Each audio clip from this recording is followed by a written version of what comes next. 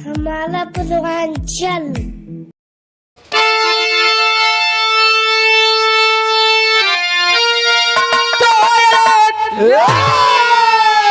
जंग मैदान में रंग लाती जवानी, गाँव पर लगती गौरव गरिमा की असमत। जान जाए भले आन जाएगी कैसे, खाक में रोद होगी अब बैरी की हिम्मत। मूल चट्टान का हिलता है खौफ खा, मोम बन रहा देता पिघल कर शहर। मान से लेखनी झुक नमन कर रही, सूखता सिंधु हुंकार लहरे वतन से।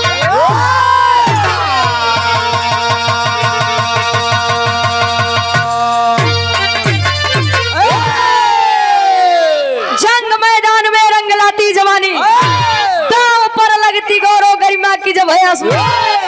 वीर हमेशा सामने से वार करते हैं ना कि पीछे से वार करते हैं। वीरों का एक इतिहास है, अजय वीरताई दिखा इतिहास हुई की गवाही है भैया। बिरहा में बहुत सुंदर कवि जी गजल के भाव देते हैं इनका। अरे वाह,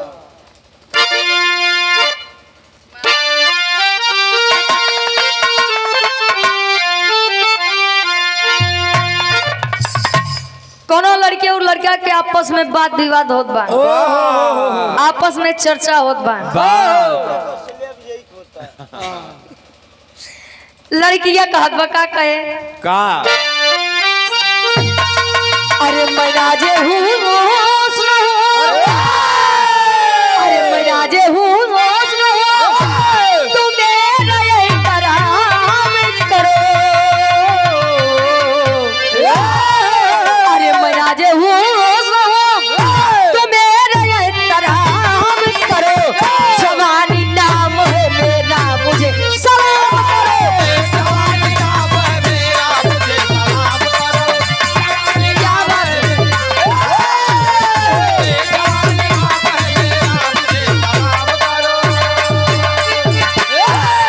लेकिन लड़कियों तब ले कहे सुन सुन ए लड़की हमेशा लड़का से 21 लगा वही करत भैया। कातन त्रिय चरित्र दैवो न जानम, मेहरारू के गुण तो भगवानो नहीं समझ पाए। तू लोग तो बहरहाल इंसान है। लेकिन लड़कियों का बका कहे ए बतलाया बात जल्दी बैठे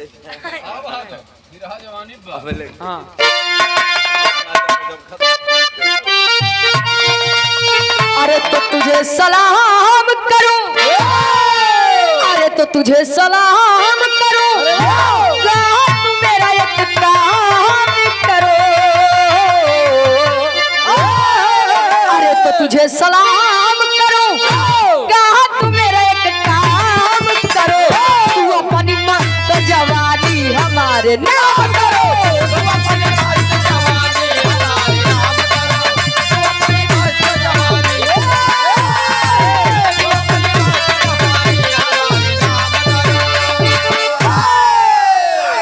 लेकिन वहां में कवि जी लिखते हैं वीर होते कैसे हैं, वीरों का क्यों कभी इतिहास गाया जाता है। काहे अरे तो लहू की धार पे, तो लहू की धार पे अब जवान लिख जाती है। अरे तो लहू की धार पे अब जवान लिखी जाती है। और पर जान दे जवानी लिखी जाती है, और पर जान दे वाह भैया।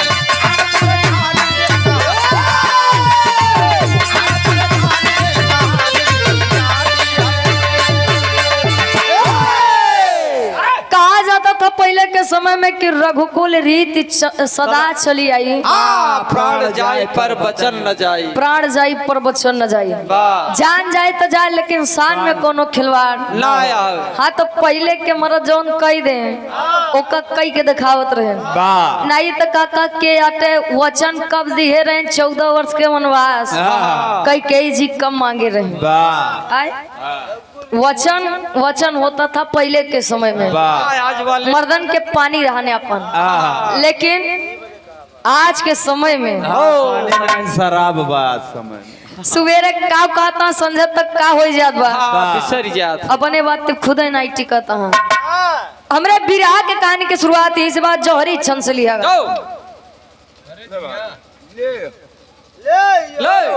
वही बांधी का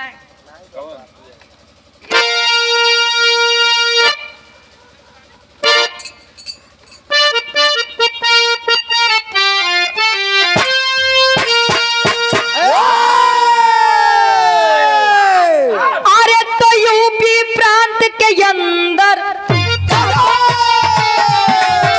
रामपुर है ज्ञानी नागेश्वर डूबे बागी सरिता बहन तूफानी का टीका 1857 की बेला अरे लाल चंद्र खाता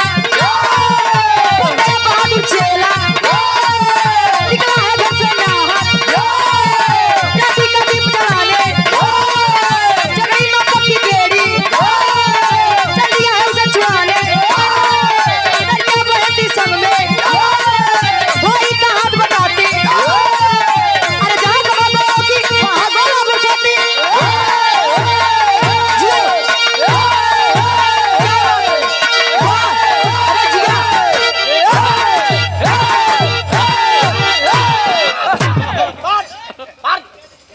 बस हो बस बस नहीं वीर रस गावे के चक्कर में आज गाँव का पौवे हाँ आराम से काम निकाल रहा है। कहानी के तरीके आप लोग समझ ला आसान और पूर्ण विश्वास में कहानी शीशा के जैसा साफ हो जाए। वाह का चाहता ही रहा का करे है वैसे काका हो ससुरारी में ढेर आवे के नहीं चाहिए। हाँ हाँ नहीं ससुरारी में इज्जत बहुत कम हो जाते एक काका या ढेर ससुरारी में नहीं आवे के चाहिए। नहीं त्याग तो दमाद देखा था बिया भवा नहीं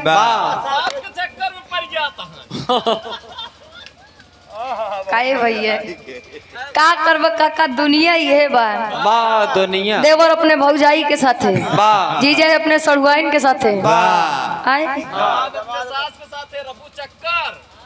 ये या कलयुग ये अपने रिश्ता पे छोड़ दूसरे के ऊपर भरोसा करे लायक नहीं बा केकर निगाह केकर नियत कब पलट जाए कुछ अता पता नहीं कुछ अता पता नहीं बा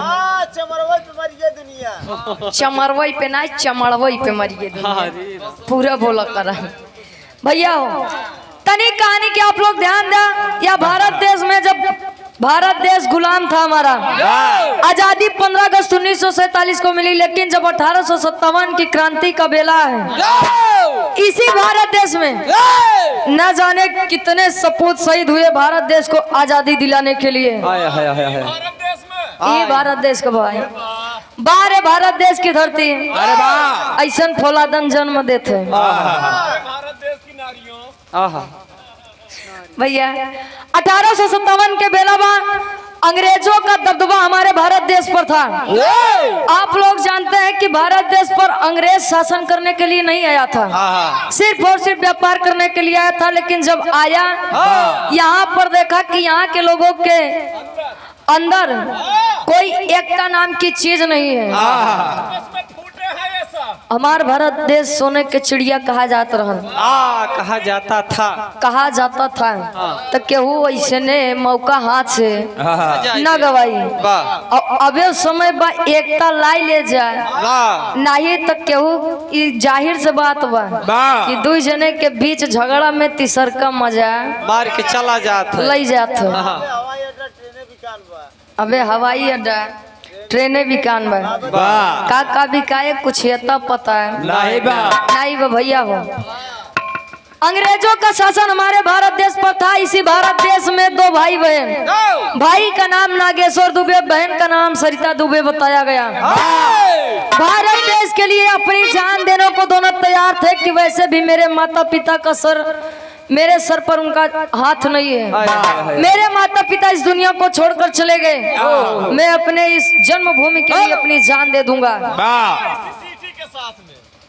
दोनों भाई बहन करते क्या हैं? एक लाइन कवि जी गीत लगाते हैं कैसे?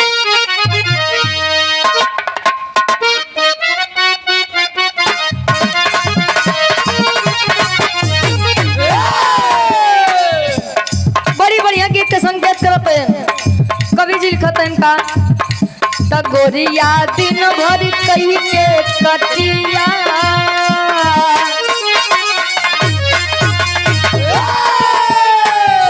टगोरिया दिन भर कही के कटिया, लेके सजिया के सिलवटिया, पीस गरम मसाला।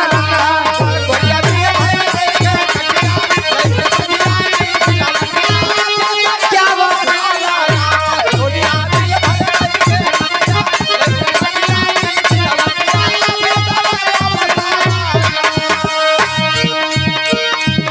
तब भारत माता के हो ललनवा,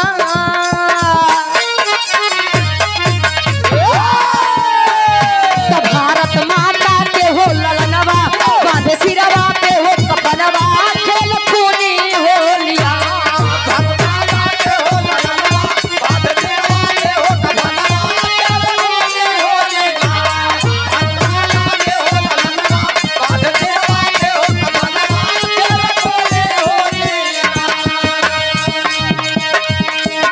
भारत माता के हो ललनवा, बांधे सिरवा पे हो कफनवा, खेले खूनी होली ना खूनी होलिया। करता क्या है?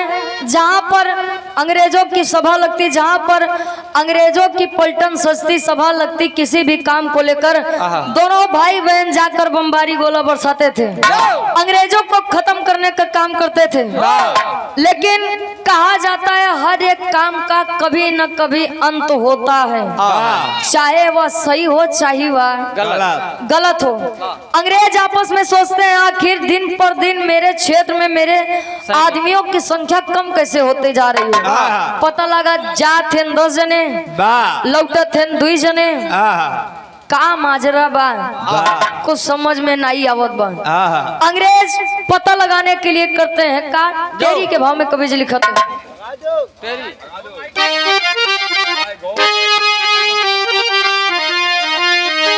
अरे तो कफन से इनकलाब जिंदाबाद, अरे तो कफन से इनकलाब जिंदाबाद, तो धरती पर क्रांति की ज्वाला जले वतन से, अरे वतन से, अरे वतन से। कफन से इनकलाब जिंदाबाद, धरती पर क्रांति की ज्वाला जले वतन से। जब जब भी भारत देश आजाद हुआ, गुलाम हुआ है, जब जब भी हमारे इस देश पर, हमारे समाज पर बुराइयों ने असर ढाया है, तब तब क्रांति हुई है। इतिहास उठाए के देखला, बुद्धिजीवी लोग बैठा है, पढ़ा लिखा सभ्य लोग बैठा है। हम लोग तो पढ़े यही सुने ही, आप लोग तो कुछ देखे होगा कि पहले के जमाना का रहन और आज के जमाना का बा। भैया बिरहा के आखिरी गीत लगत बा।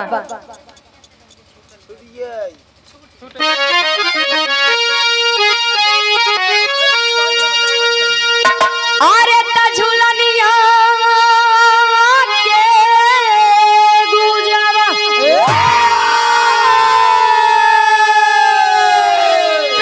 अरे झूलनिया के गुजवा, अब टूटल ये राजा, सनिया से गड़िया छूटल हे राजा, सनिया से गड़िया छूटल हे राजा, सनिया से गड़िया छूटल हे राजा। क्या बात है? सनिया से गड़िया छूटल हे राजा,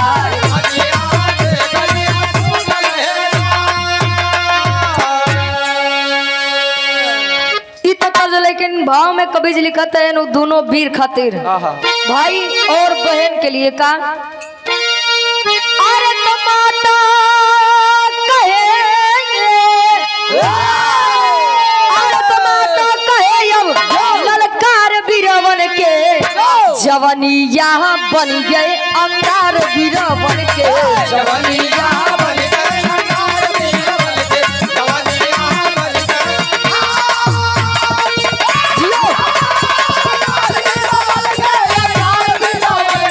जवनिया बन गए अंगार बीरवन के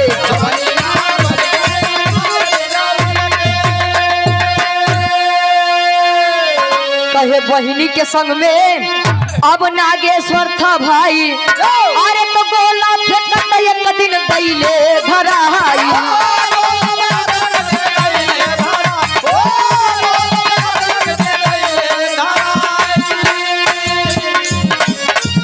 अरे निकली है शोषित की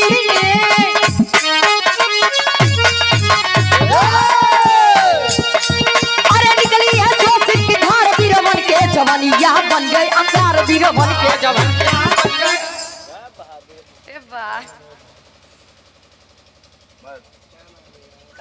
एक नंबर। रोहित गुप्ता और आप आदरणीय इस भाव को समझते हुए बड़ी मेहनत की हम बेचारे। बहुत मेहनत है। वाह भैया चलो कम से कम लाज रख ले आए बाल वही बहुत बा। वीर रस है।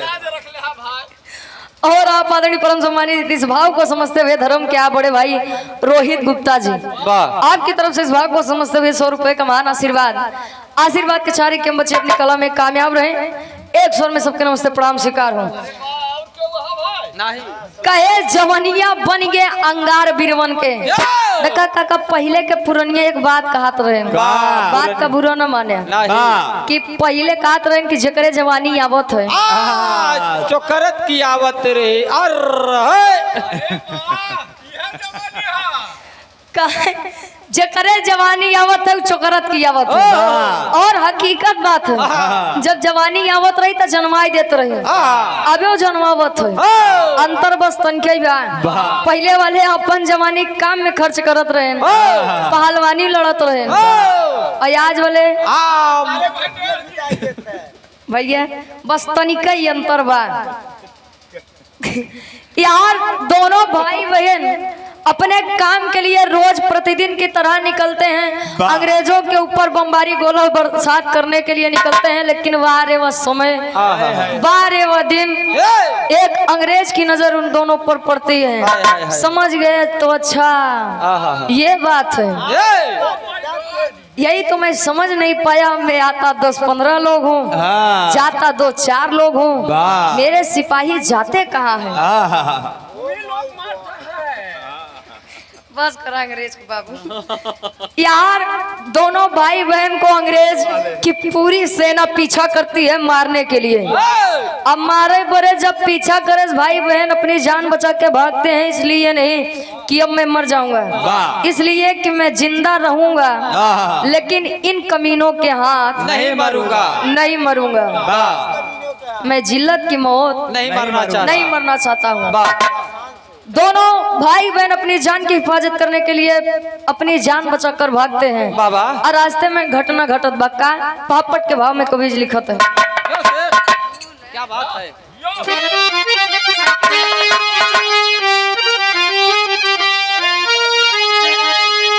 अरे मही गोद में जन्मे अरे मही गोद में जन्मे वीर नगीना भारत माता के अरे तो मही गोद में जन्मे वीर नगीना भारत माता के आजादी मांगे ली खून पसीना भारत माता के आजादी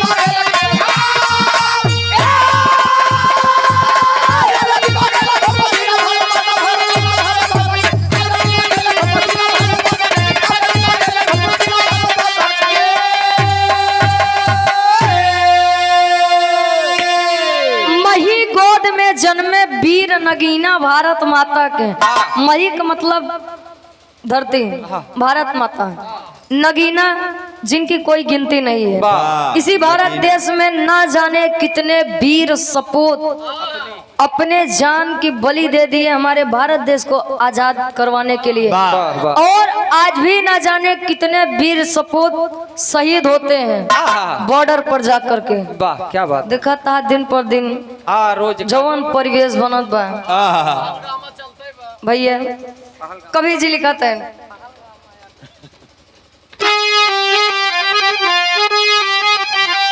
अरे चले दनादन गोली गोला छुपके भागा सपूत हो मारन चाहे गोरे पलटन सेना रही अकूत हो। अरे मारन चाहे वीर अब कमीना भारत माता के दया आजादी मांगे लिखोन पसीना भारत माता के।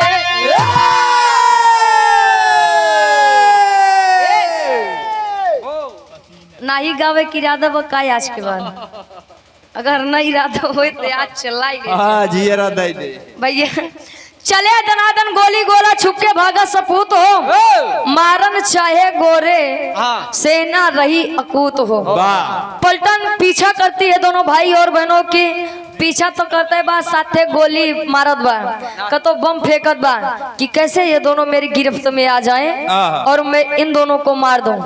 और अपनी जान बचाने के लिए अंग्रेजों का ध्यान भटकाने के लिए भाई अलग दिशा में बहन अलग दिशा में भागने लगते हैं। भाई तो भाग निकलता है लेकिन उस सरिता बहन के साथ क्या होता है आल्हा के भाव में कभी जी मार देते हैं।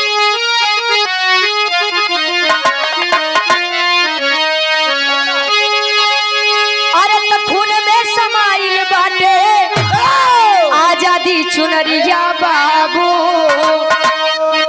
देशवा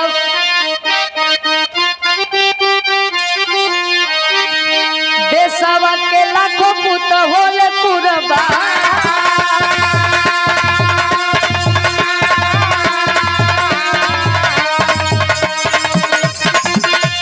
भागे है नागेश्वर दुबे सरिता बहिनिया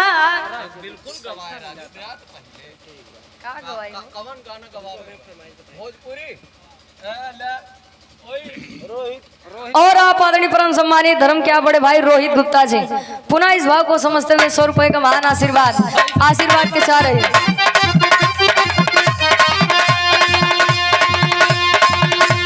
भागे है नागेश्वर दुबे सरिता बहिनिया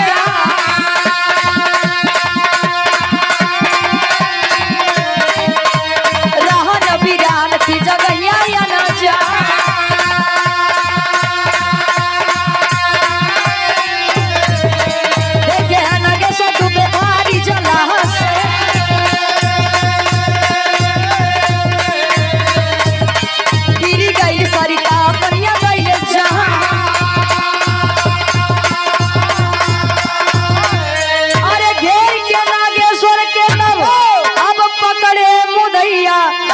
देशद्रोह प्रेस कैले गोरे बेईमान।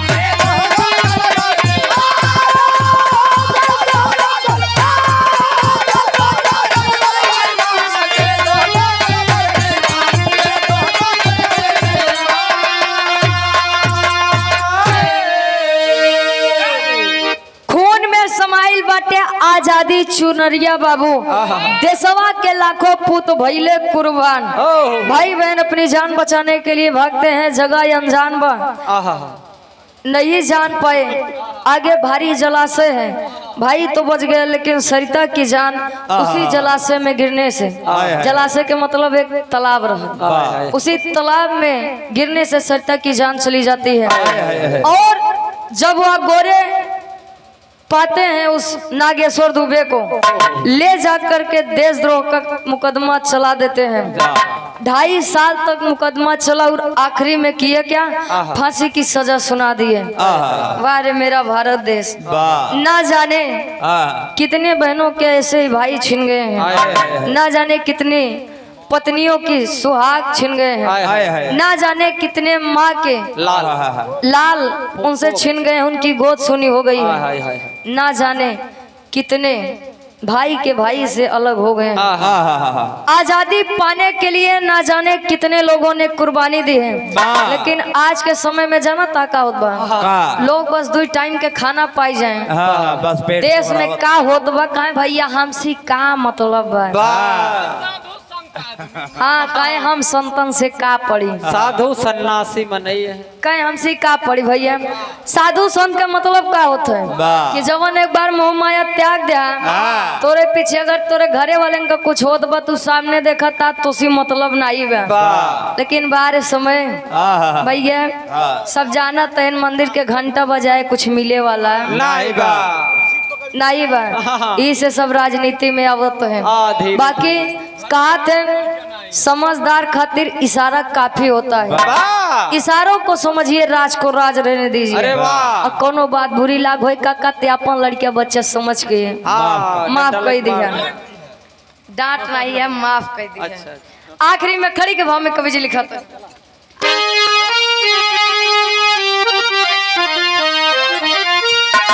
अरे झूले कितना हीराया, अरे झूले कितना हीराया फांसी के झूलना, अरे झूले कितना हीराया फांसी के झूलना, पहिरी हिंद के धरती आजादी गहना।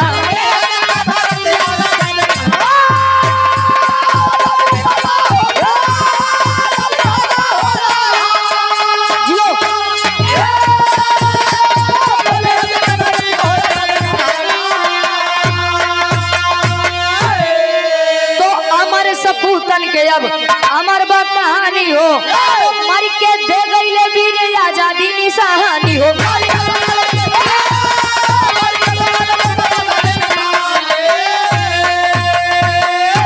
अरे आजादी दुल्हन को खूब अब सजा के रखना, तो आजादी दुल्हन को खूब सजा के रखना, पहिरी हिंद के धरती आजादी गहना। बस हो अमर सपूतन के अमर बा कहानी, तो मर के दे गईले वीर आजादी निशानी।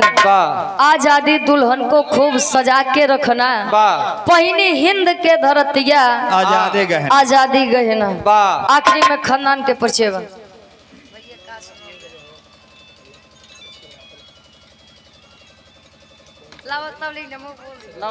और आप आदरणीय परम सम्मानित जनजन में सम्मान पाने वाले आप धर्म के बड़े भाई रोहित गुप्ता जी, पुनः इस भाव को समझते हुए 100 रुपए का महान आशीर्वाद। आखिरी में खानदान के परिचय बा।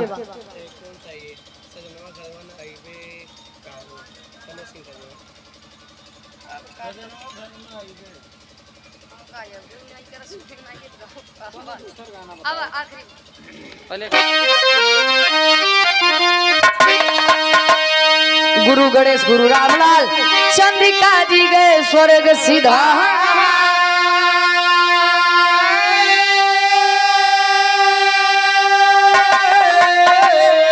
अरे कथन करे कबीर राधे श्याम सुरेंद्र राम आधारी हो।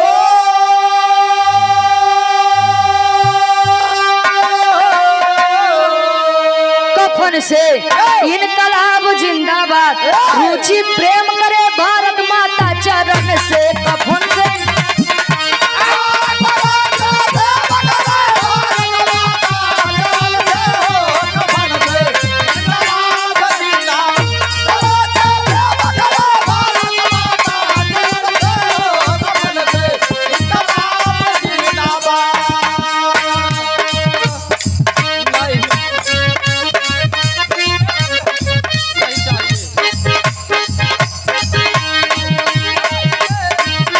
क्या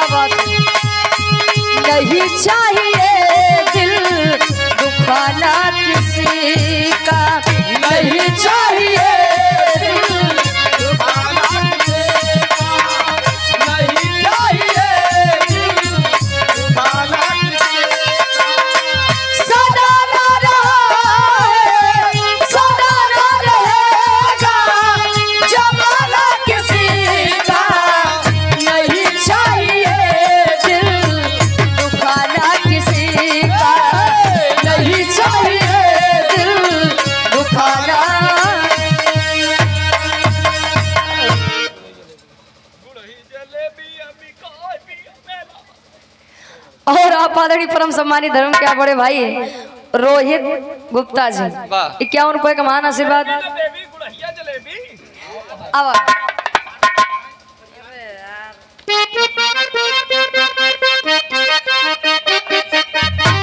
वाह,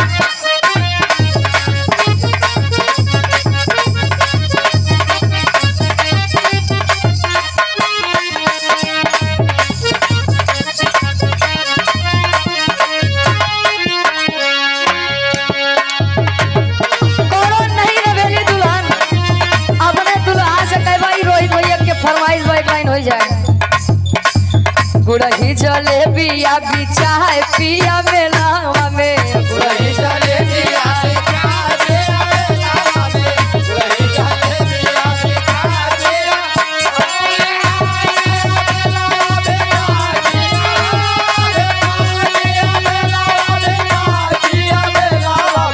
गुड़ही जलेबिया बिकाए पिया मेलावा में। गुड़ही जलेबिया बिकाए पिया मेलावा में, गुड़ही जलेबिया बिकाए पिया मेलावा में, गुड़ही जलेबिया बिकाए पिया मेलावा में।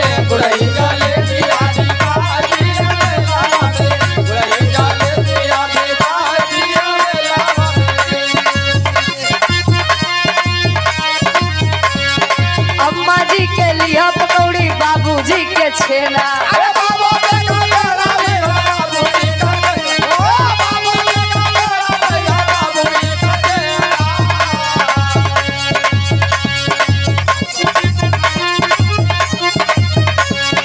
अम्मा जी के लिए पकौड़ी, बाबूजी के छेना।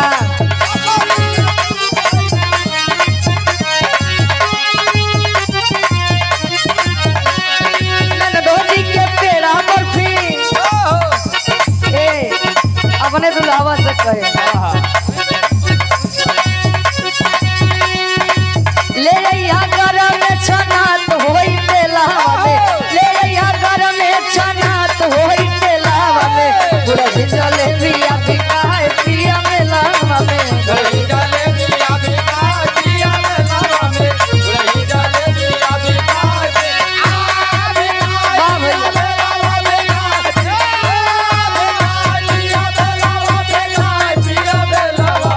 गुड़ही जलेबिया बिकाए पिया मेलावा में।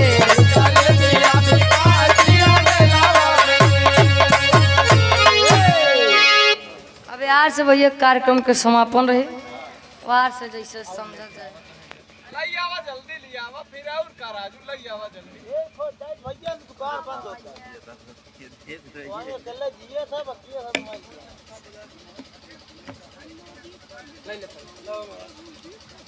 था और आप आदरणीय परम सम्मानित रोहित गुप्ता जी भैया जी के द्वारा पुनः गुड्डू भाई फिर मिलने